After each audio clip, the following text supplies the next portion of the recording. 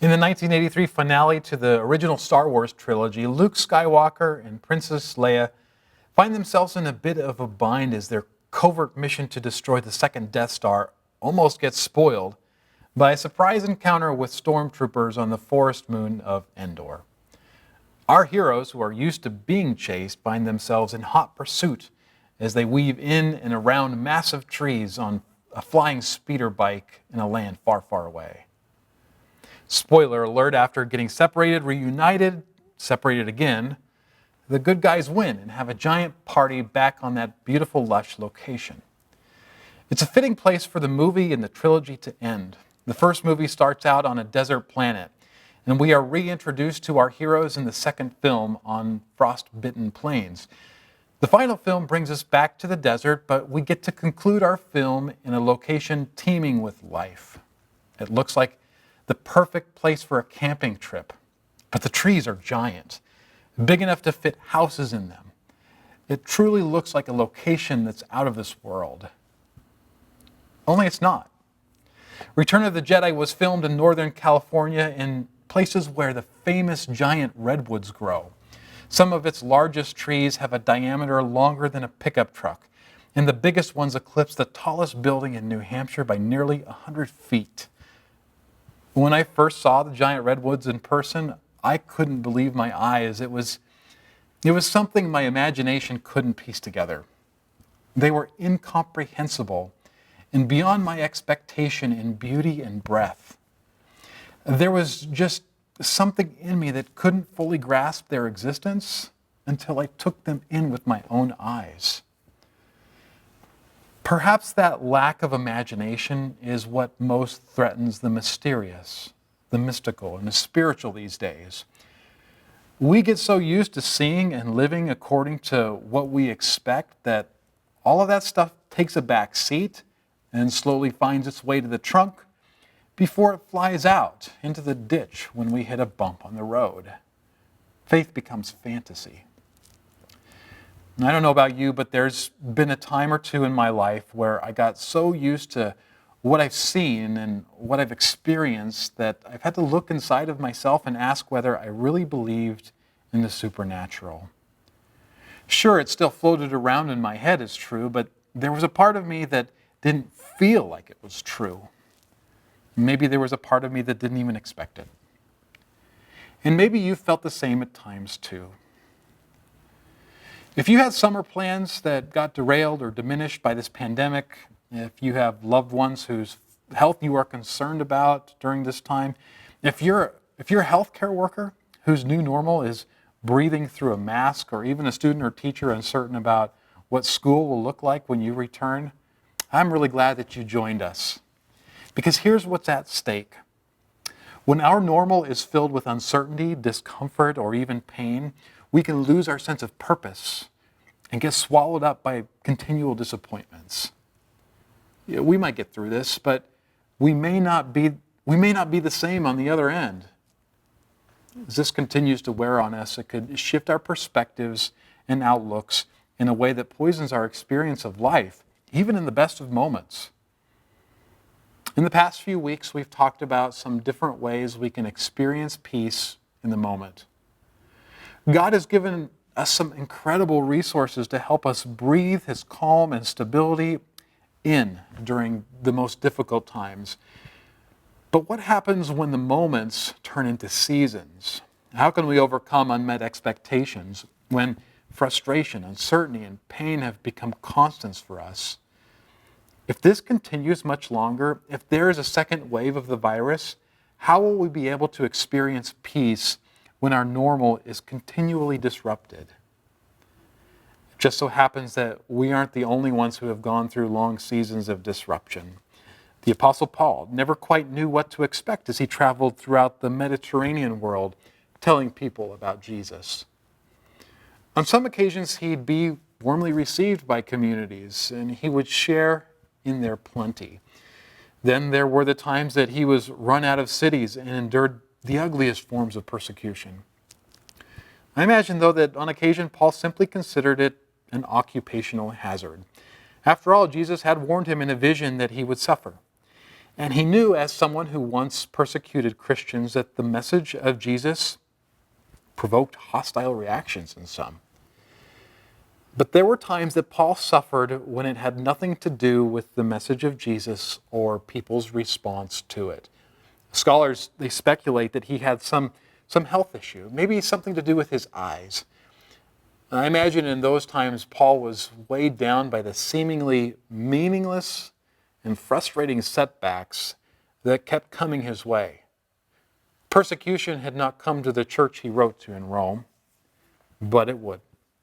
And perhaps at the time of his writing, there were just enough rumblings about it to make the Christians uncomfortable, to disrupt their daily lives and throw normal into a little bit of turmoil.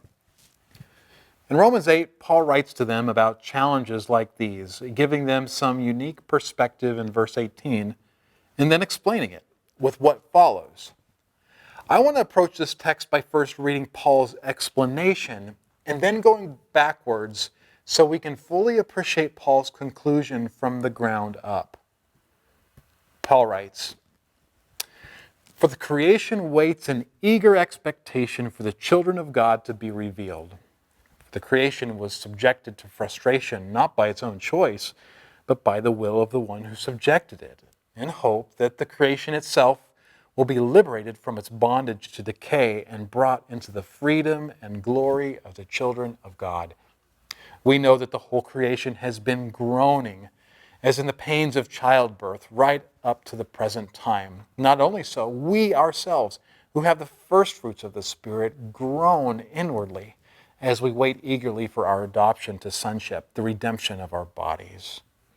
For in this hope we were saved. But hope that is seen is no hope at all. Who hopes for what they already have? But if we hope for what we do not yet have, we wait patiently for it. In the same way, the Spirit helps us in our weakness. We do not know what we ought to pray for, but the Spirit himself intercedes for us through wordless groans. And he who searches our hearts knows the mind of the Spirit, because the Spirit intercedes for God's people in accordance with the will of God." Paul gives these early Christians some surprising news in the midst of their disappointments and frustrations. You're not the only one. It turns out that creation itself, the nature that is all around us, has been subjected to the frustration of decay. Creation is in a constant cycle of birth, growth, and death, just like us.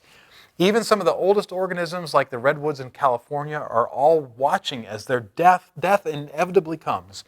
And it's because of that that creation is eagerly waiting when God shows the world who his children are, because on that day, it's going to be freed from that cycle. But until that day, creation does something else that might surprise you. It groans. And it's not the only one. Paul says we ourselves groan inwardly, and even God's Holy Spirit groans. I don't know about you, but that doesn't sound like the kind of party I want to be invited to. And Paul wasn't interested in being a part of a complaining party either.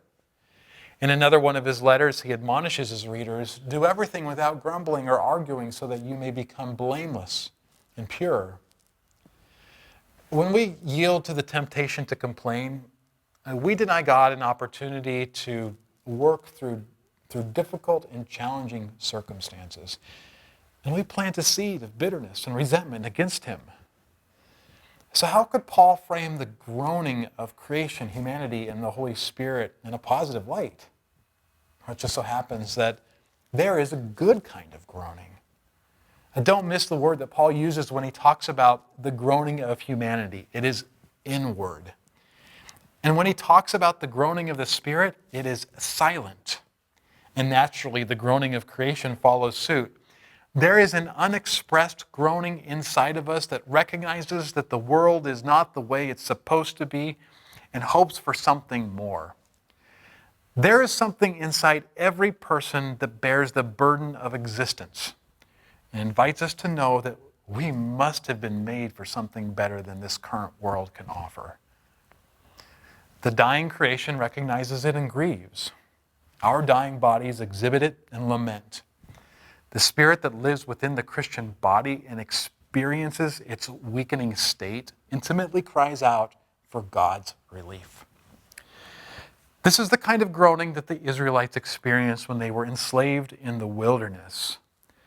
This is the kind of groaning the sick feel during COVID-19.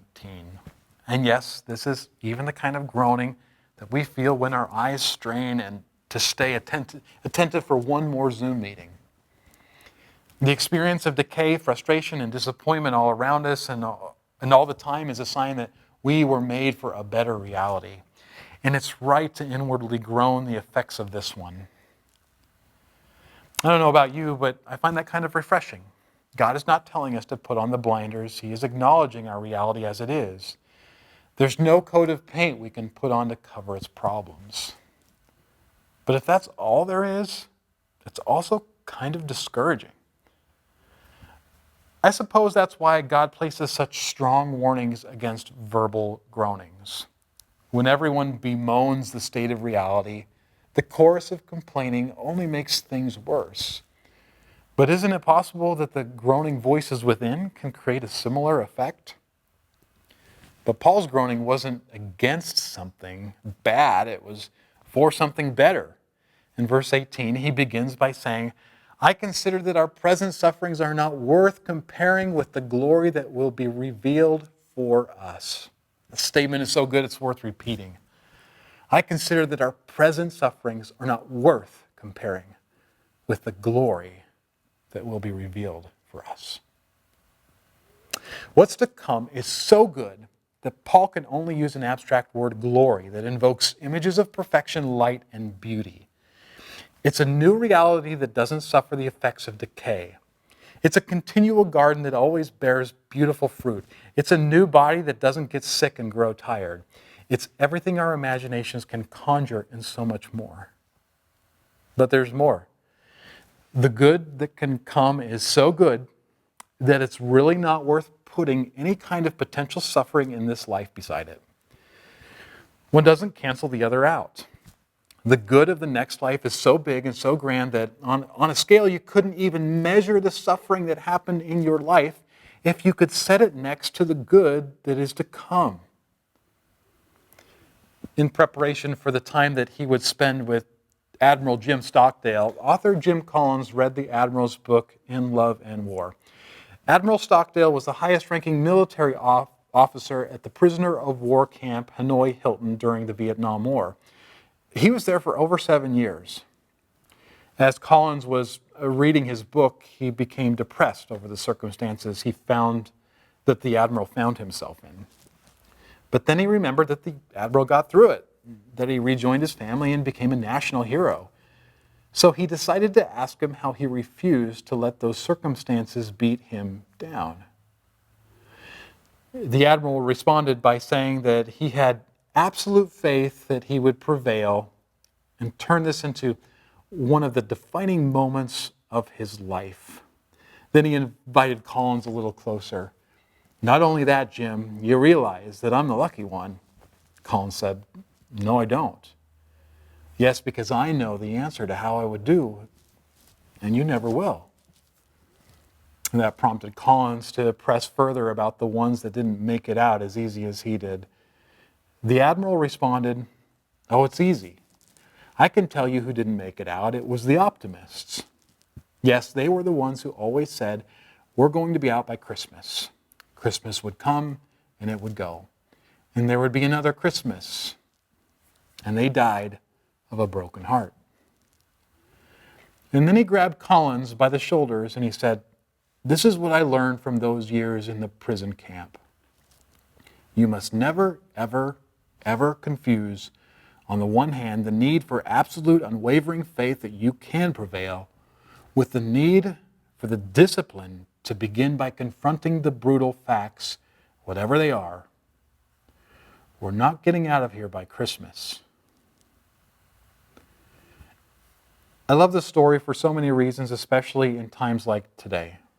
But there's a powerful overlap between Paul's words and the Admiral's experience that challenges me to take a step back and reevaluate everything I'm doing. If we set our expectations too low, disappointments will shatter us. and we're not going to have the fuel to get through difficult times. If we are simply looking to return to normal, whatever that is, then maybe the life we're after really doesn't measure well against the suffering we have to go through to get it. But if our hope is in something bigger, mysterious, supernatural, even eternal, then maybe, just maybe, that will give us the fuel we need to, when we lose someone we love, when we miss an opportunity that, or when reality shifts underneath our feet. We can endure if we refuse to hope too small. We can endure if we refuse to hope too small. Friends, we're going to be tempted to just want to go back to the way it was before the pandemic. But there are no promises that it will. There are no promises that this will end tomorrow. There are no promises that a second wave won't come. There are no promises that something even worse won't come. There are no promises. But can you imagine yourself enjoying life now, here, in the midst of your struggle, because you know in your heart that your prize is far better than normal and completely worth the wait? In the dedication to his children's book, The Lion, Witch, and the Wardrobe, C.S. Lewis writes, "My dear Lucy, I wrote this story for you, but when I began it, I had not realized that girls grow quicker than books. As a result, you are already too old for fairy tales, and by the time it is printed and bound for you, you will be older still. But someday, you will be old enough to start reading fairy tales again. You can then take it down from the upper shelf, dust it, and tell me what you think of it. I shall probably be too deaf to hear and too old to understand a word you say, but I shall still be your affectionate godfather, C.S. Lewis." The book is a beautiful fairy tale indeed, but there is a double meaning in Lewis's invitation to his granddaughter, I think. It's an invitation to believe in the fairy tales that are true. The ones where people will cry no more and die no more. The ones where ancient trees will touch the clouds and men and women who once hated each other will swim in pristine lakes and share beautiful tables together.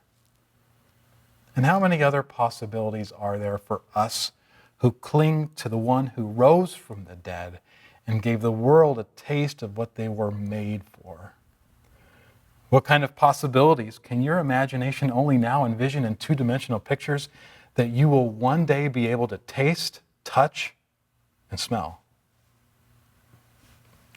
We can endure. We can experience life. We don't have to fall prey to the sadness even now, no matter what the cost, and no matter how long the wait, because there is something absolutely worth it to look forward to.